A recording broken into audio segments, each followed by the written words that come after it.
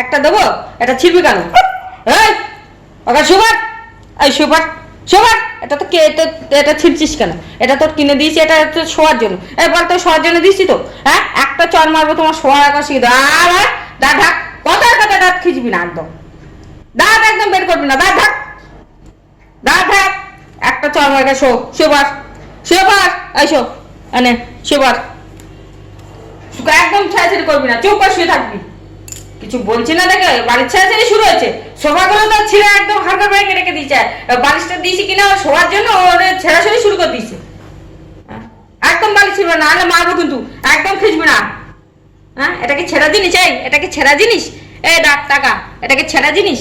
তুই এটা মারবো একটা যখন বুঝতে পারবি তুই, ওটা কি ছেঁড়া জিনিস? দেবো একটা?